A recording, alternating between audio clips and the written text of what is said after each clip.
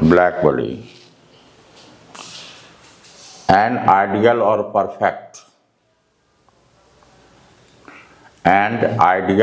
perfect absorber, bracket में लिखो and emitter,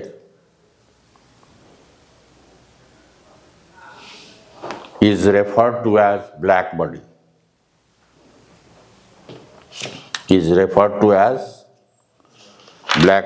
और ब्लैक बॉडी का एमिसिविटी क्या होता है? 1 होता है।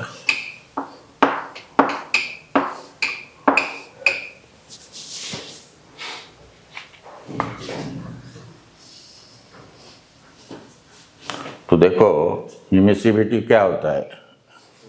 Emissive power of black body by absorptive power of black body. तो एब्जॉर्ब 100% कर लेता है, तो ये तो 1 हो गया और ये 1 होता है, तो इसका मतलब ये कितना होगा? 1 होगा। नहीं समझा? इसीलिए ब्लैक बॉडी जो होगा गुड एब्जॉर्बर भी होगा और गुड, ये कौन लॉ कंक्लूड करता है? ये पूछता है ये स्टेटमेंट किस लॉ से रिलेटेड है? तो ये स्टेटमेंट किससे रिलेटेड है? किरचॉफ्स लॉ से। ठीक,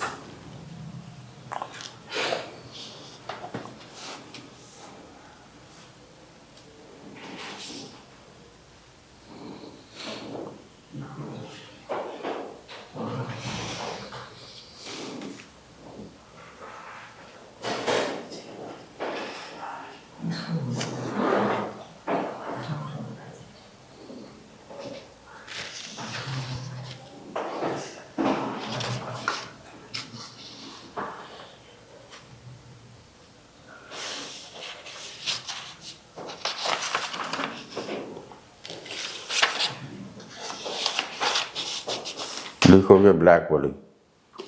ये ब्लैक बॉडी लिख रहे हो ना? हाँ लिखोगे। और ये black body absorbs,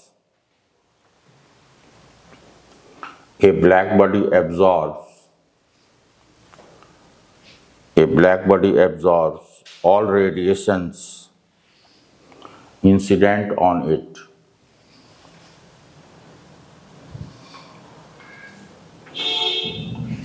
It does not reflect or transmit.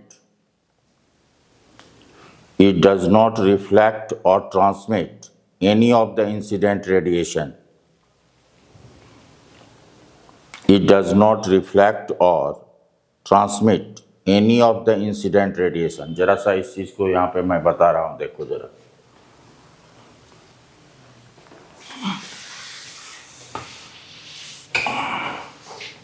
ये मान लो सरफेस है, लाइट में जो तुम पढ़ते हो ये इंसिडेंट लाइट, ये रिफ्लेक्ट करता है, ये नॉर्मल है, और एक ये है ट्रांसमिट, ये क्या हुआ? ट्रांसमिट हो गया, ये रिफ्लेक्ट हो गया। रिफ्लेक्ट का मतलब है a part of energy is reflect, समझे कि नहीं?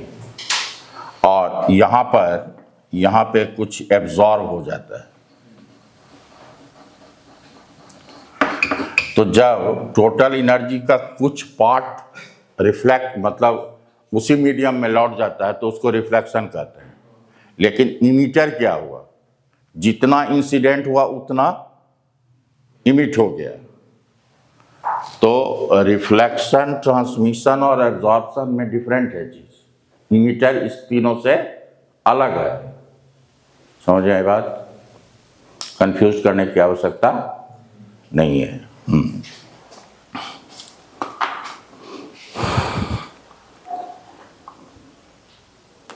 कहाँ क्या लिखे है? एंड देयरफॉर अपीयर्स ब्लैक, लिख लिए। It does not reflect or transmit any of the incident radiation and therefore appears black. अगर कुछ रेडिएशन बाहर आएगा ही नहीं तो आपको दिखाई क्या देगा? कुछ नहीं तो ब्लैक दिखाई देगा। लिखेंगे at a given temperature and wavelength, at a given wavelength, या at a given temperature and wavelength, no surface can emit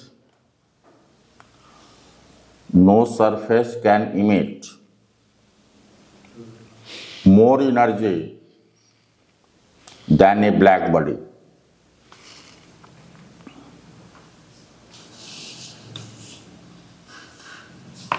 No surface can emit more energy than a black body.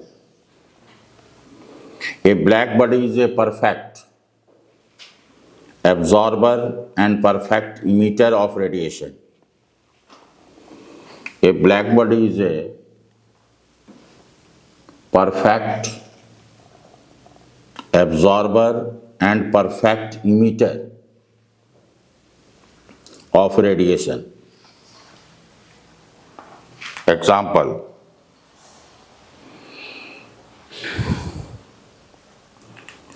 lamp black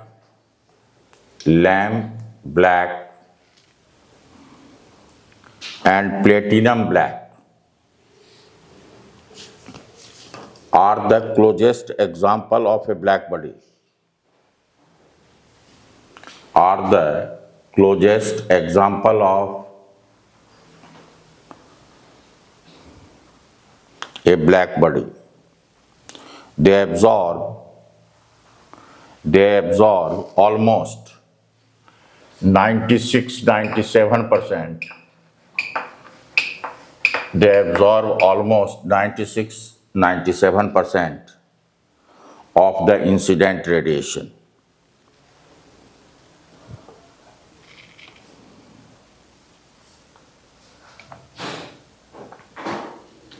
Because for a black body reflect नहीं करता है, reflection zero, absorption zero, sorry हाँ transmit नहीं करता है, absorb तो 100% करता है, रिफ्लेक्ट ट्रांसमिट नहीं करता है, 100% एब्जॉर्ब करता है.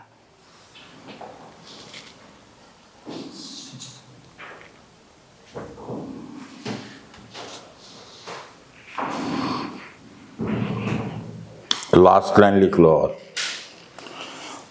when a perfectly black body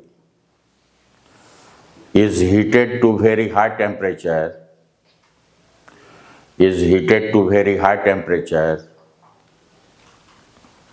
it emits radiation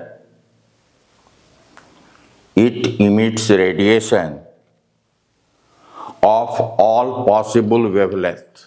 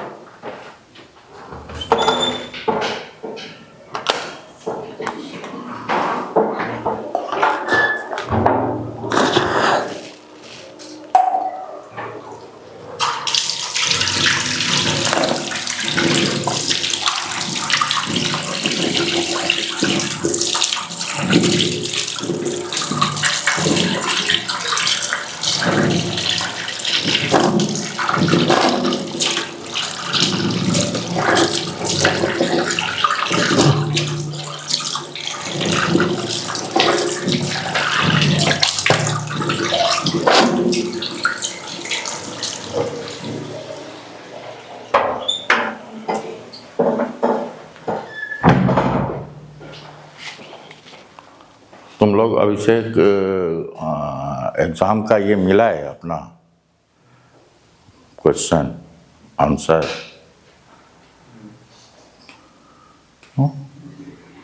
इच्छा नहीं करती है, बताओ.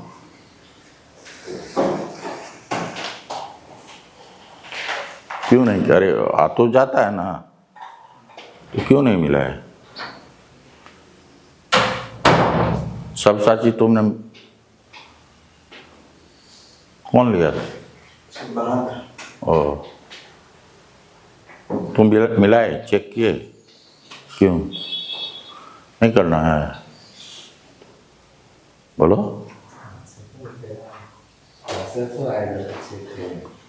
आंसर आएगा। आज नहीं कर सकते हो क्या? मोबाइल में नहीं आया क्या?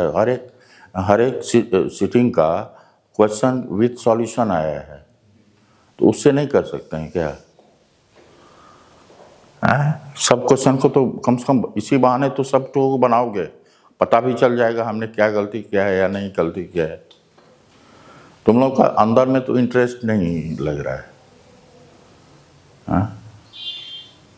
हम लोग कुछ देख करके आते थे तो 4 घंटा पहले खाना पीना छोड़ करके 4 घंटा यही करते थे कि कितना सही हुआ और कितना गलत हुआ, उसी पे तो सब सारा चीज है। यहाँ पे तो किसी का कोई हलचल ही नहीं। जबकि ऑलरेडी, हाँ, अगर नहीं आता तो फैसिलिटी नहीं रहता तो है, कोई बात नहीं है। लेकिन जब फैसिलिटी अवेलेबल है, तुमको सिर्फ देखने की ऐसे करके देख जरूरत, उसी से पता चल जाएगा क्या है नहीं। तुम लोग इतना निष्क्रिय क्यों हो गए?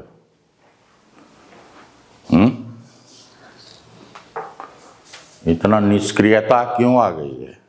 ठंडी से? तब सब्यसाची रोज 1.5 घंटा म्यूजिक और मूवी चलेगा, हाँ, लेकिन जो हमारा पर्पस है, मेन पर्पस है, जो हमने एग्जाम दिया है तो कितना सही हुआ पता तो चल जाएगा ना जी। तो उससे कोई क्या अमेरिका ट्रम्प उठा लेगा क्या? खराब हो गया है तो देखना तो चाहिए ना। ये तो जिज्ञासा अंदर में होना चाहिए। तुम लोग को इतना भी जिज्ञासा नहीं है जो हमने जो एग्जाम दिया उसमें कितना सही हुआ कितना गलत हुआ उसको भी। तुम्हारा राजेश क्या खबर है? राजेश का नहीं हुआ, कब है? 28 को।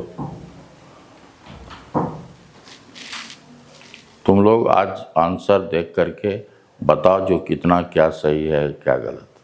ठीक, देखना चाहिए ना भाई। तुम अगर नहीं आता तो हम लोग जब आकाश में थे तो जिस दिन होता था एग्ज़ाम उसी दिन हम लोग के पास क्वेश्चन 1 घंटा के अंदर आ जाता था और हम लोग को बनाना पड़ता था। हमने 8 साल बनाया। टीचर को बनाना पड़ता है तो स्टूडेंट की जवाबदेही नहीं है। यहाँ पे तो बना हुआ है, सिर्फ आपको देखना है। क्या बोले? देखना शुरू किया था लेकिन एक तो भूल हो गया था। तो हो गया था, होने दो। अब उसको चेंज तो हम नहीं कर सकते हैं ना, होने दो। देखने में क्या हर्ज है? नहीं देखोगे तो भूल ये सही हो जाएगा? बताओ, नहीं देखोगे तो भूल तुम्हारा सही हो जाएगा? हिम्मत तो रखना पड़ेगा ना। फिर अप्रैल है, वो कमर कस करके पढ़ने का जज्बा रखो। जज्बा नहीं रखोगे तो कैसे हो?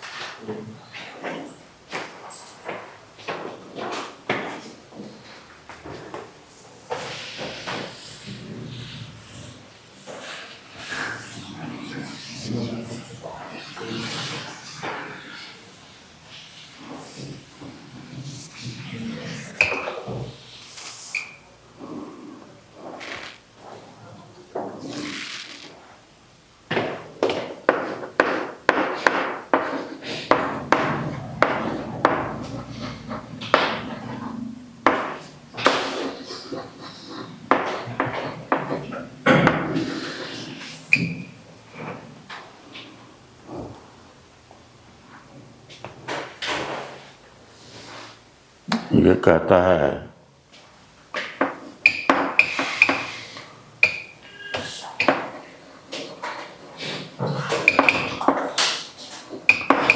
Intensity of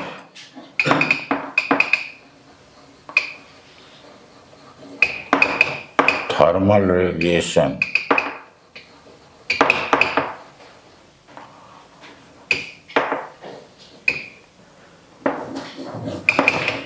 of a black body is directly proportional to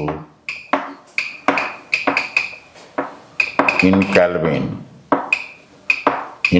का मतलब होता है एब्सोल्यूट टेम्परेचर। देखिए या इट स्टेट सेट कर दो।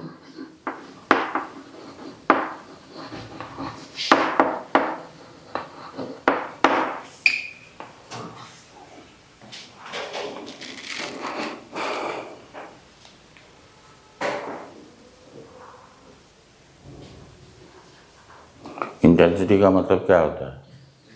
Rate of energy per unit area. तो रेट ऑफ एनर्जी का मतलब क्या होता है? पावर।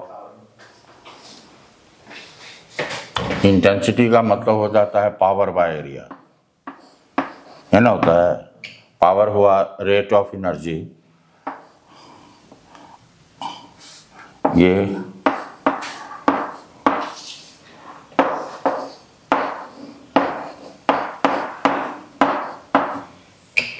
ये बॉडी है, ये इसका एरिया है और इसके सरफेस का टेम्परेचर T है। तो rate of thermal radiation emitted by black body is directly proportional to fourth power of absolute temperature of the surface of the body।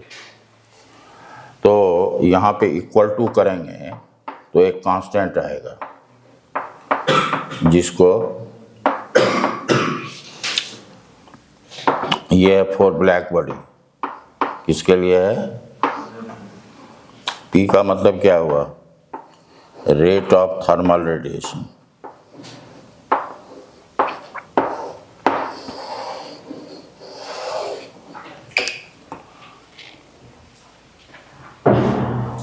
ये इसको क्या लिखोगे? Rate of thermal radiation emitted by body, इसी को कहते हैं पावर।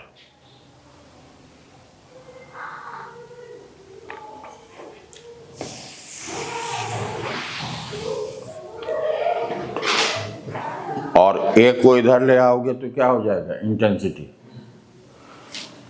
एक को इधर ले आओगे P बाय A हो जाएगा और P बाय ये होता है इंटेंसिटी। मतलब ब्लैक बॉडी का इंटेंसिटी जो होता है डायरेक्टली प्रोपोर्शनल टू T पे पावर 4। टेम्परेचर किस में होना चाहिए? केल्विन में। ध्यान रखना, उल्टा पुल्टा मत करना। ये सिग्मा जो है कांस्टेंट है, इसको कौन सा कांस्टेंट कहोगे? Stefan's constant. और इसका वैल्यू होता है, इसका वैल्यू बहुत याद करना आसान है, 5, 6, 7, 10 to the power -8। अब देखो ये हुआ वाट पर मीटर स्क्वायर पर केल्विन को।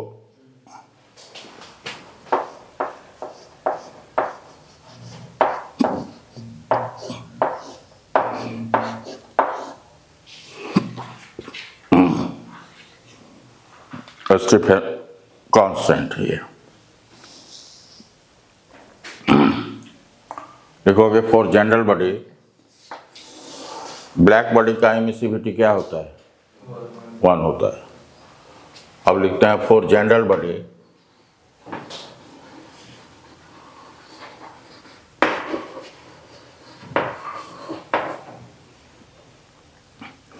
ये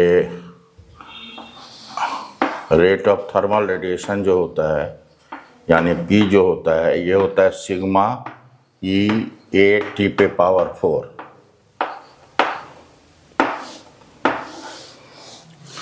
ब्लैक बॉडी के लिए इस्तेमाल करेंगे तो ई का वैल्यू कितना हो जाएगा? फॉर जनरल बॉडी के लिए इमिसिविटी क्या होगा?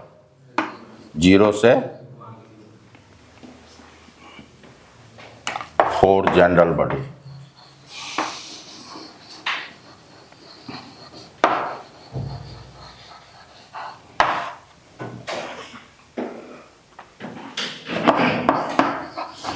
For black body emissivity equal to 1।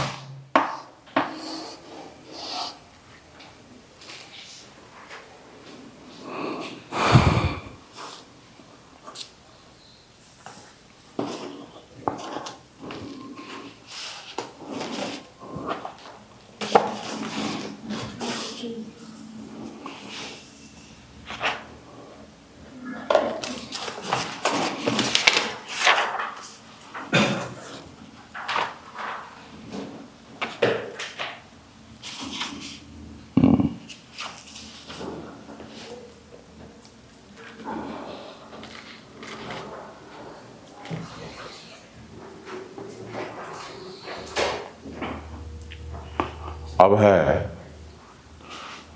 Prevost theory of heat exchange लिखवाए हैं, बता।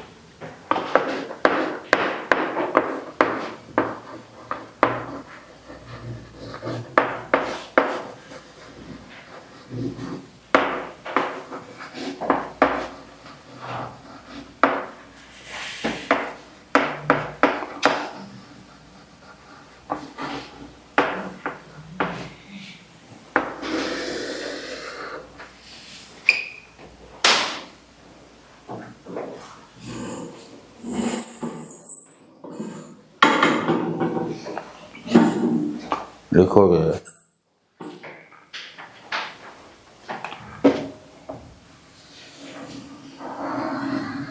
ये एक बॉडी है,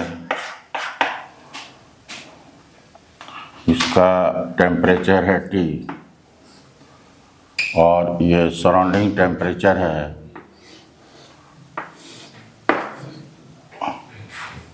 ये T0 है, ये सराउंडिंग टेम्परेचर है। तो Prevost theory of heat exchange का हीट एक्सचेंज है, ये कहता है एनी बॉडी जो है हीट रेडिएट भी करता है और हीट एब्जॉर्ब भी करता है एक्सेप्ट एट 0 केल्विन। लिखोगे एनी बॉडी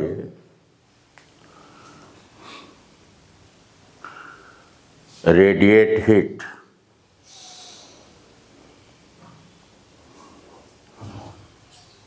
ब्रैकेट में लिखो even human body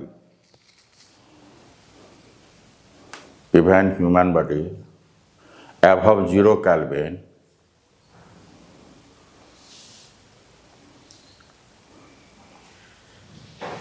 and also heat absorbed from the surrounding.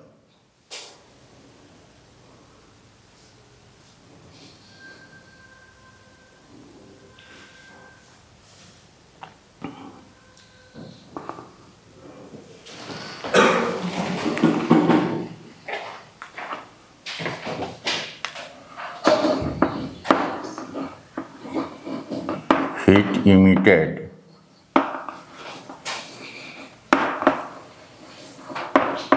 by the body. Heat emitted by the rate of heat emitted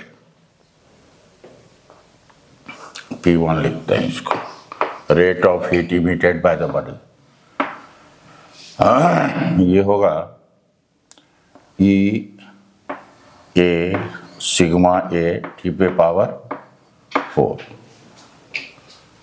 rate of heat emitted by the body.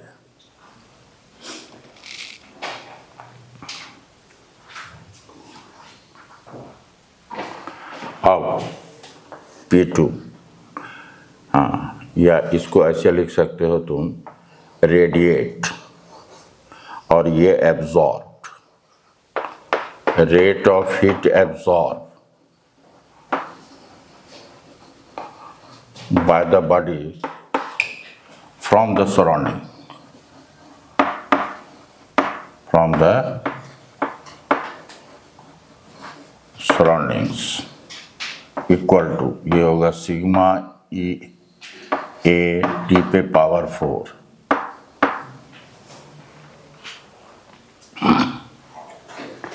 ठीक है, तो एक चीज देखो, net हम लिख रहे हैं, P net P1 minus P2, ये प्लस भी हो सकता है माइनस भी हो सकता है, देखते हैं। E सिग्मा A T पे पावर 4 माइनस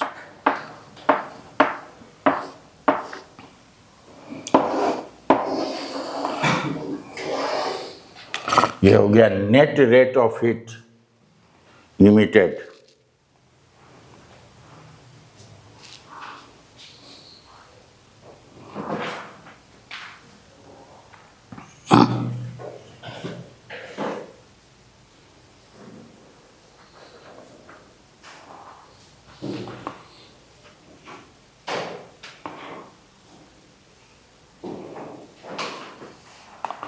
अब देखो case first, if T greater than T not, अगर T अधिक है तो ये अधिक रेट से एनर्जी रेडिएट करेगा।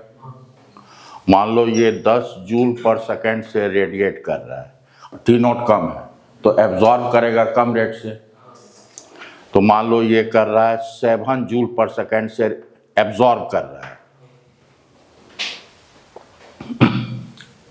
ठीक है, तो हम अधिक रेट से एनर्जी रेडिएट कर रहे हैं और कम रेट से इन्वायरमेंट से ले रहे हैं, तो हमारा टेम्परेचर फॉल करेगा या राइज करेगा? फॉल करेगा। तो आप लिखेंगे in this case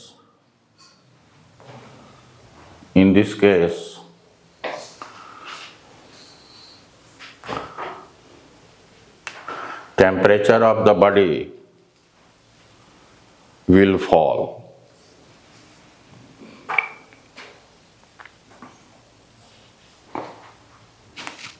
समझ में आई बात?